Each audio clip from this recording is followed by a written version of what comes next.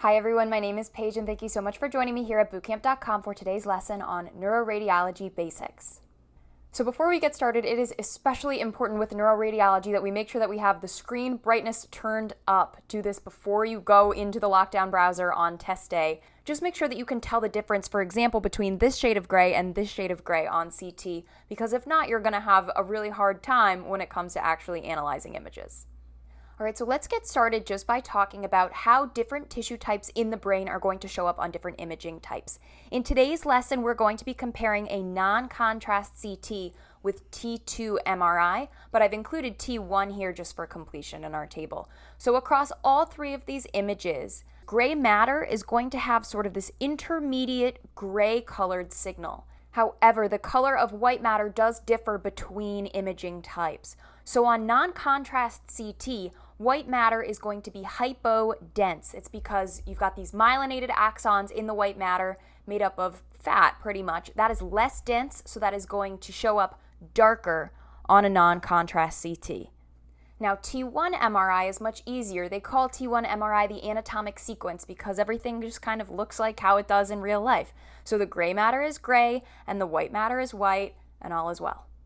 Now on T2 MRI, the white matter is also going to be darker than the gray matter. And the way that you can remember this is because gray matter has those fluid-filled cell bodies, whereas the white matter is the myelinated axons. And remember, fluid shows up bright on T2 MRI, so the gray matter is going to be brighter than the white matter. Finally, let's just talk about the ventricles. So the ventricles, both on non-contrast CT and T1, are going to be some of the darkest structures in the image. It makes them very easy to identify. On T2 MRI, they're going to be some of the brightest structures on the image because they are fluid-filled.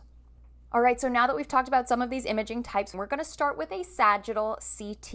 And I think the easiest place for us to start is the corpus callosum. So if you take a look over on the gross imaging, you can see the corpus callosum is sort of a big homing beacon in the center of the image. It is going to show up the same way, fairly obviously, in the center of the image. So I've gone ahead and filled that in magenta. And now I've taken a slice right down the midline, which means right underneath the corpus callosum, you're going to see the septum pellucidum in between the third ventricles. And we can see a couple lobes of the brain here, right wrapping around the top of the corpus callosum. So we have the frontal lobe in the front, the parietal lobe here, and the occipital lobe in the back. And coming down tight to the skull here is the superior sagittal sinus.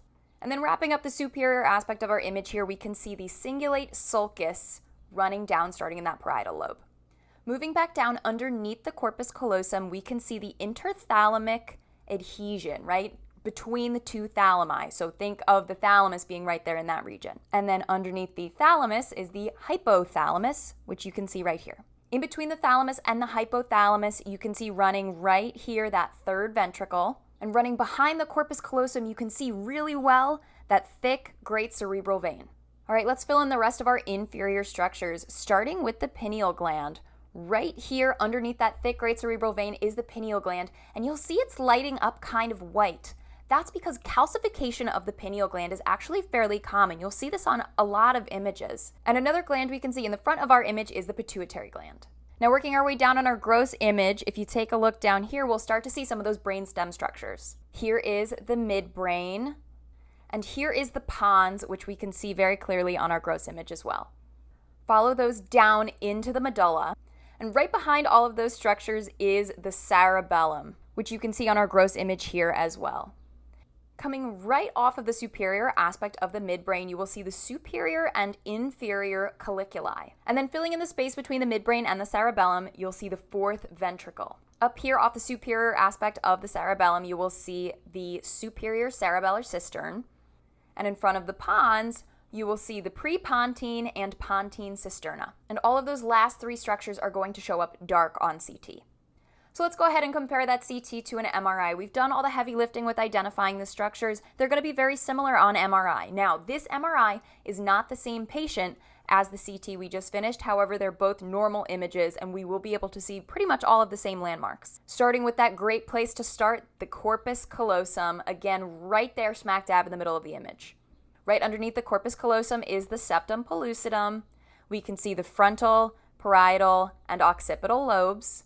the superior sagittal sinus running across. You can see the cingulate sulcus coming down really clearly. It's very beautiful, easy to spot on MRI. Right underneath the septum pellucidum, we'll see the interthalamic adhesion, so that thalamus region. Follow that down to the hypothalamus, and in between you will see the third ventricle. Back underneath the corpus callosum is the great cerebral vein. Right underneath it is the pineal gland. The pituitary gland we will see up front. Then coming down the brainstem here, we have the midbrain, the pons, the medulla, and the cerebellum. The superior and inferior colliculi off the top of the midbrain. The fourth ventricle, this dark space in between the brainstem and the cerebellum. And then that superior cerebellar cistern I'm drawing in right now in lavender. And then we have the prepontine and pontine cisterna coming down the front of the pons.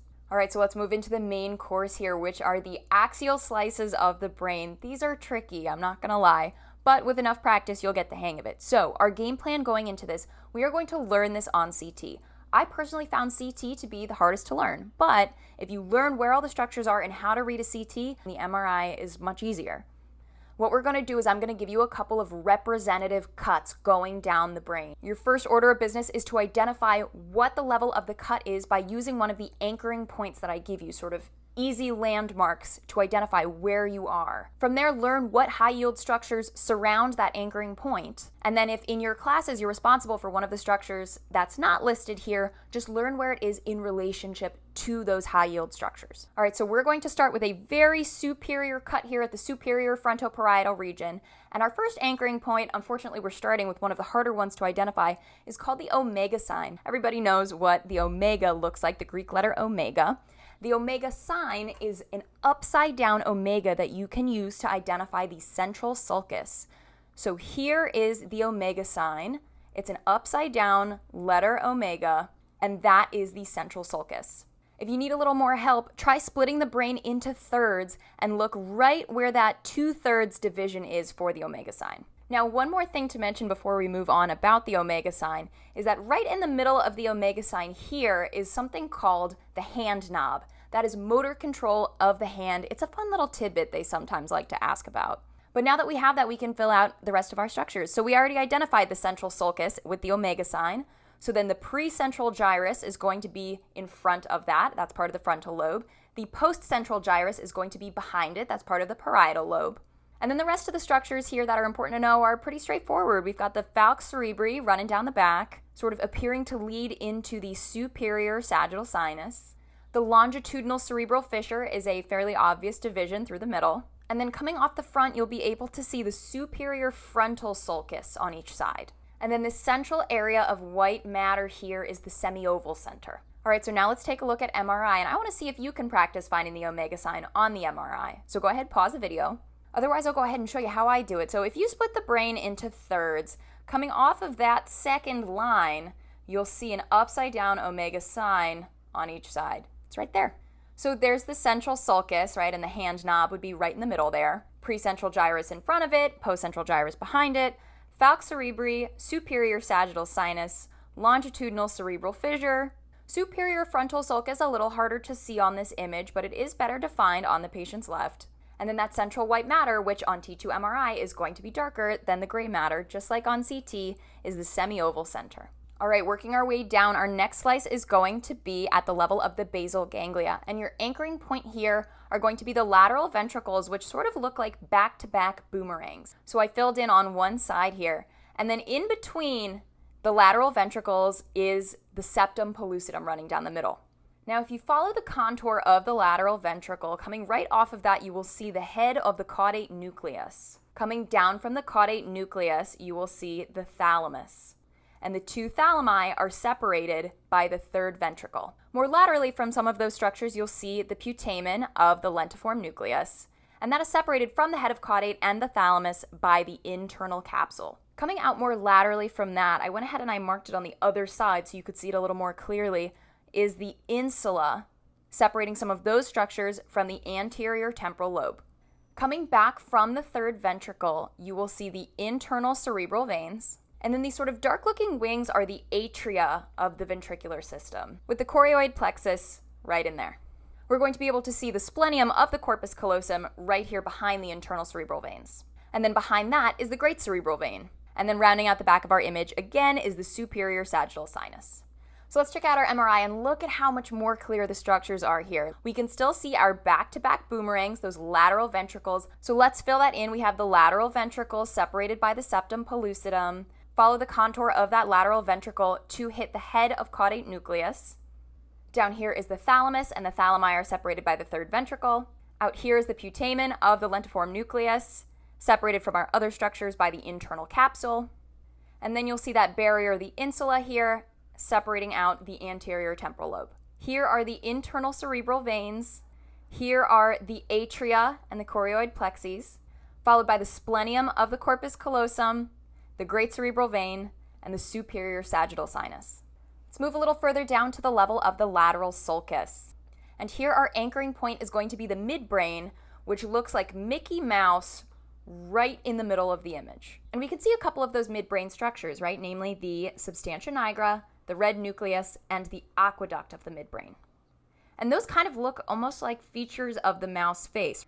Right above the midbrain, we will see the mammillary bodies. And then over to the side here, you can start to see a little bit of the temporal horn of the lateral ventricle. We'll see that much more clearly on a future cut. And then up here, you will see the lateral sulcus. And that middle cerebral artery runs through the lateral sulcus. So the fold of the sulcus is going to be dark, but if you are actually looking at the middle cerebral artery running through the sulcus, that will be isodense on normal imaging. And then back here, abutting the midbrain is the uncus. Now let's take a look on MRI. We can again see very clearly our face of Mickey Mouse here. That is our anchoring point for this level. So on MRI, you can see really clearly that substantia nigra, the red nucleus, and the aqueduct of the mesencephalon. The mammillary bodies are right up top here. In this patient, we're seeing more of the occipital horn of the lateral ventricle as opposed to the temporal horn on the CT. And then if we take a look at those middle cerebral arteries, you can see those, wow, beautifully running right here. You can see just such clear vasculature on MRI. And then finally, again, here's the uncus abutting that midbrain. All right, now we are moving on to the level of the pons, and the pons combined with the basilar artery should look like an apple with a little stem coming off. So let's fill those in. Here's the pons, here's the basilar artery. In front of the basilar artery, that dark space on this image is the prepontine cistern, and then behind the pons, that dark space is the fourth ventricle. And then coming towards the back of that image, as you can see on our gross specimen as well, we are now at the level of the cerebellum. And then moving back from that, you can see the straight sinus. And on either side is the lingual gyrus of the occipital lobe. Over here on the patient's right, you can see the occipitotemporal sulcus, that fold. And then as promised, we can see much more clearly the temporal horn of the lateral ventricle. And then taking up that space in between the lateral ventricle and the lateral edge of the pons is the hippocampus. Now let's take a look on MRI. We can see our same anchoring structure, that apple with the little apple stem. We have the pons making up the body of the apple and the basilar artery making up the little stem. That space right in front of the basilar artery is the prepontine cistern. And then in front of that, we can actually see the pituitary gland on this patient's MRI. Back behind the pons is the fourth ventricle. And behind that, you can start to see the cerebellum, the straight sinus with the lingual gyrus of the occipital lobe on either side. We can see a little bit of the occipitotemporal sulcus right here. And then lighting up, you'll see the temporal horn of the lateral ventricle, and that space in between is the hippocampus.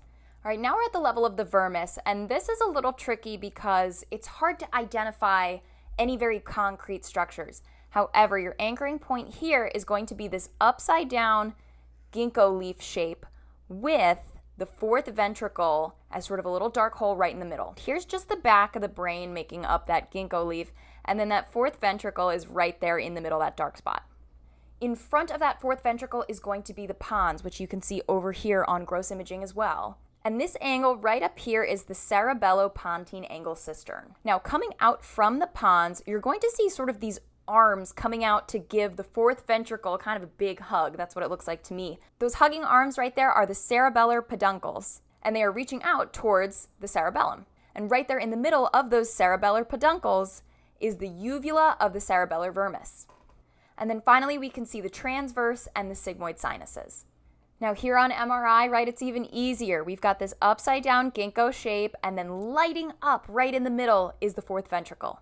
So I filled that in, and we could see some great tissue differentiation on this cut here. So here is the pons up front, and here's the cerebellopontine angle cistern. Then those arms reaching out are the cerebellar peduncles reaching towards the cerebellum. And right in the middle there, you can actually see the contrast between the cerebellar peduncles and the uvula of the cerebellar vermis. And then finally, we have the transverse and sigmoid sinuses. Moving on now to the level of the medulla. This anchoring point is a little bit harder to visualize. However, I want you to picture someone with their hands cupping a ball. And now it's a bit of a stretch, but we can see that right here in the middle of our image. Right here are the hands, and here is the ball. And if we take a look, those hands coming up are the tonsils of the cerebellum, and the ball is the medulla. Right behind that medulla there is the fourth ventricle. And coming off the front, you can see both vertebral arteries very clearly on this cut. Now take a look right up here in the jugular foramen. You will see the internal jugular vein. And then moving down to the back of our image, we can see the vermis back here. And then coming off of the vermis, right, this little lump right here is the nodule of the cerebellum. Now, on MRI, our anchoring point is a little bit more easy to see. Right here's the ball being the medulla, and these hands coming up here are the tonsil of the cerebellum. So let's fill that in, and then right behind the medulla, you will see the fourth ventricle. You can see a little bit of the vertebral arteries on this image. Here, I'll draw in the internal jugular vein running through the jugular foramen. And then again, more clearly here, you can see the vermis and the nodule of the cerebellum. Okay, we're almost done. This last cut is so easy. We are at the level of the spinal cord. Your anchoring point here is a target. That bullseye in the middle is the spinal cord, and right around it, that next ring is the cisterna magna. So I went ahead and filled in the spinal cord and the cisterna magna, and then really the only other brain structure that there is to see on this image is the vertebral artery. Now let's check it out on MRI. Remember that cerebrospinal fluid is going to be bright white, so our target looks a little bit different here, but it's the same concept, right? Spinal cord, cisterna magna making up the target. So here they are filled in, and then here are the vertebral arteries. Okay, everyone, we are done. Take a big deep breath. That is all I have for you today. If you have any questions, comments, concerns, problems, troubles, worries, hopes, dreams, fears, send them all my way. Otherwise, good job, good luck, and keep practicing.